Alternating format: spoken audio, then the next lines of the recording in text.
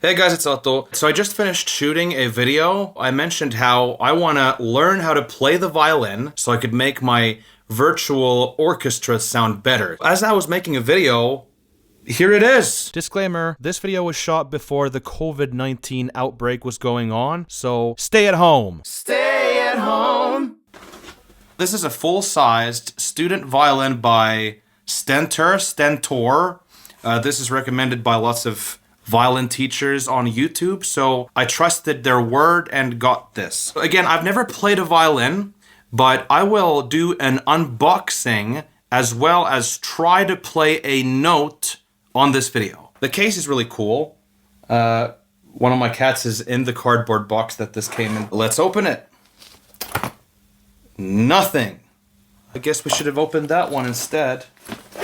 Okay, this flap, these two.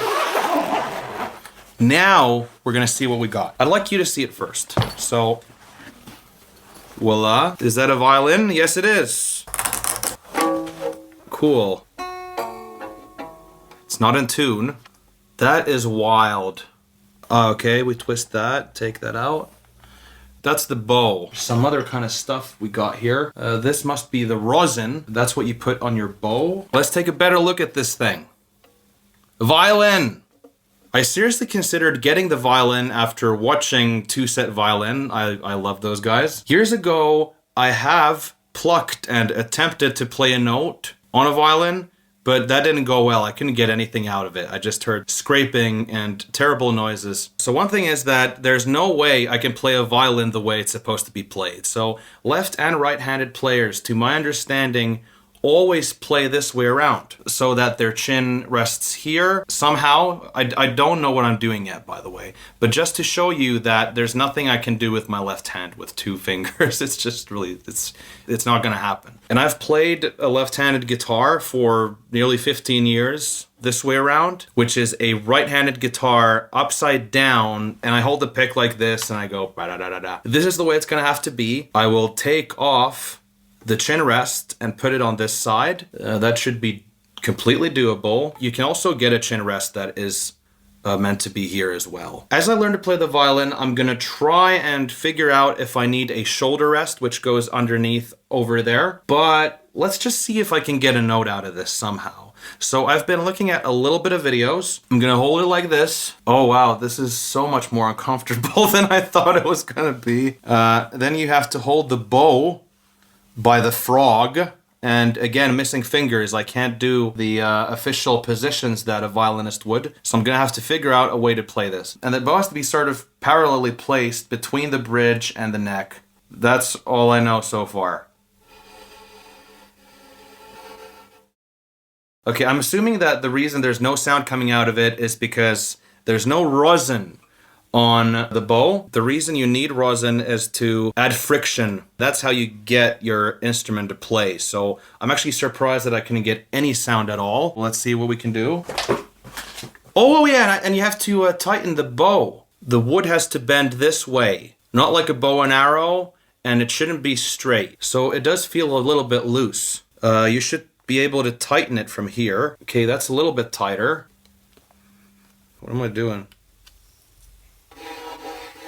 Oh geez, what do I, 3 times? What do you do? Alright, so I learned that rosin like this, when it's new, doesn't come off onto the bow. So you should either sand the surface or scrape it off with a knife. Let's try this again. Yeah, it feels a little bit different now. You were supposed to do long strokes and only do it a few times, but we need to get this new rosin going, it seems. This looks so awkward on the screen of my camera. Okay, let's see if we can get some sound out of this thing. We did it! Got sound!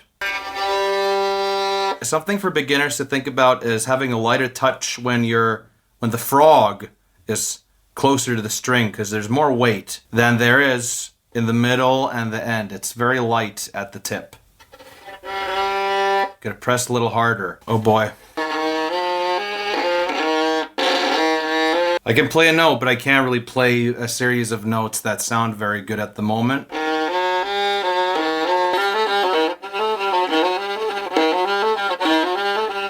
I'd have to practice quite a lot more to get that going.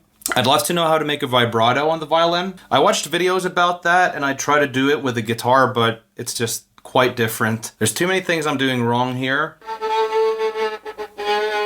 Yeah, I think it's too early to get a vibrato out of this thing. I'm gonna have to practice way more. As the 2-set violin guys say, practice a lot, 40 hours a day.